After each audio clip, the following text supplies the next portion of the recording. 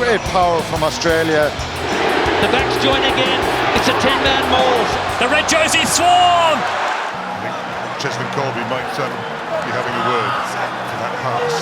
But the forwards, maybe they think That is once. they can make amends. Next time it stops, it must move. And MBONAMBI again, it's moving. And MBONAMBI breaks away and finishes, and the power of the forwards is rewarded. No, it's not. Back you go. Back you go. Well, he's been a big part of that ball, MBONAMBI. He's a man who throws the ball into start with. That has to be accurate. And on 2 or 3 occasions, he's been penalised. Well, the penalties have gone for him because he's been tackled illegally. At that time, he managed to burst through and score. Devastating, so powerful off the back of that ball.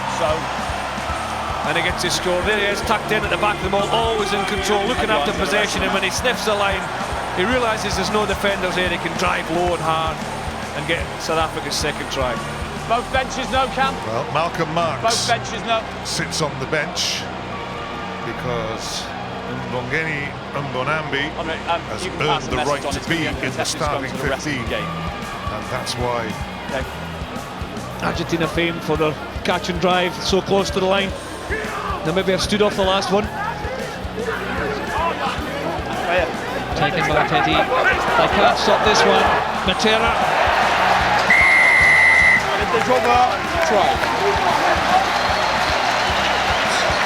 Or was it the number 8 Issa? Yeah, some ugly scenes, just spell frustration coming in here. There's nothing you can do when the try's been awarded. Just take your medicine, get back, channel your aggression the right way from the next kickoff. Ridiculous. Try. Chris, I think this was indeed not Matera, but Facundo I'm Issa. checking for you, Pascal. The number 8 here. It's a throw to the front of the line out, and then if you don't stop this initially, it's very, very hard afterwards. It's a suggestion the ball was kind of knocked forward, but it was hit the line, it was scored first. Once this maul is on the move, you can't pull it down, you can't stop it in time.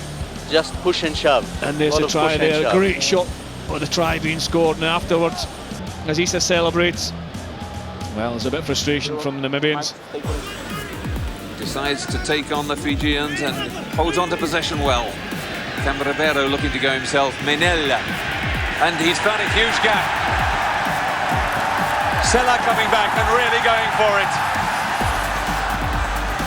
He's already got 1 try, and this will be a great ball for the French to win. They're almost running the Fijians back. There it is, they must score. Men over, and in goes LAFOND. Great try, had everything in it. Tremendous movement from the French backs.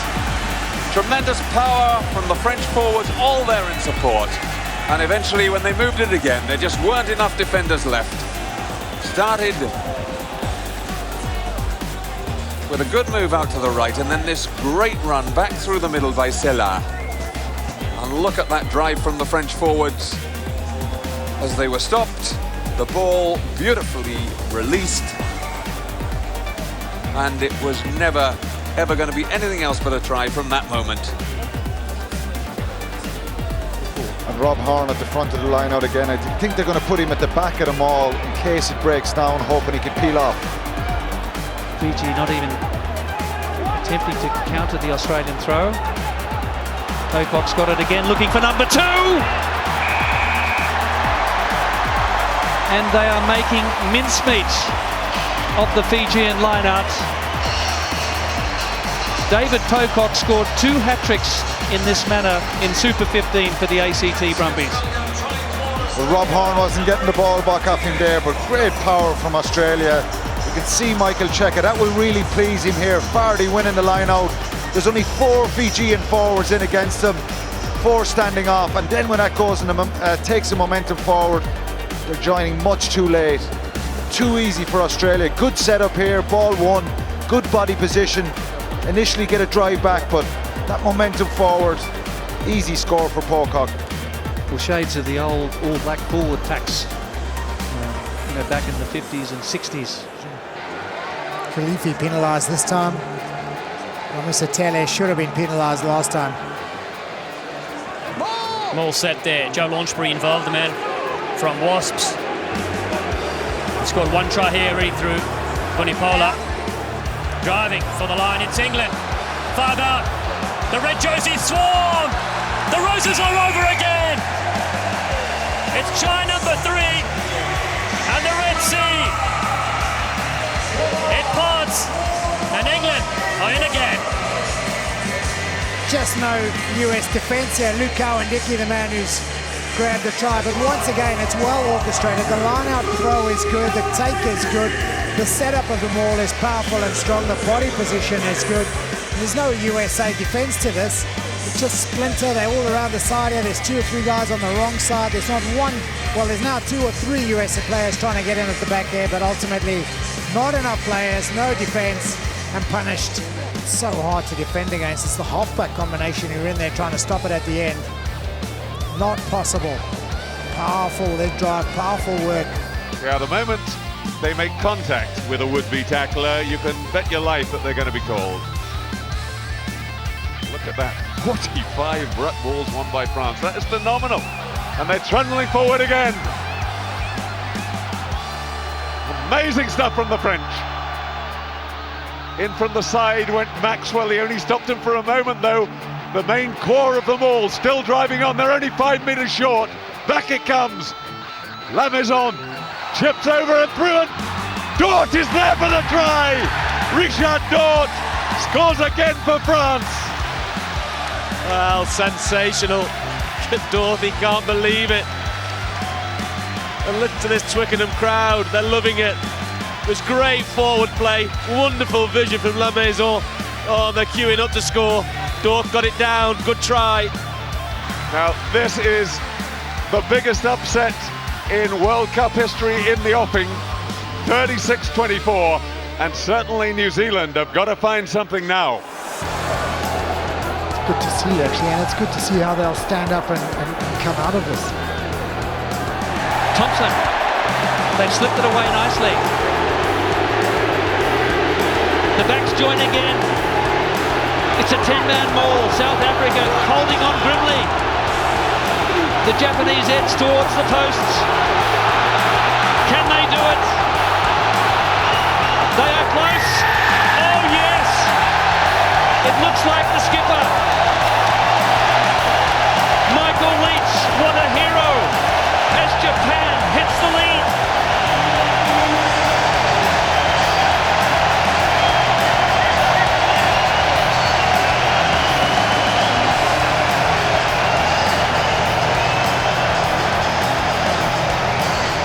Well, it's an absolutely deafening roar from the crowd, and this Japanese team thoroughly deserve the support they're getting from all fans who've come to this game. I think even the South African fans will be enjoying this tenacious display. Good solid maul.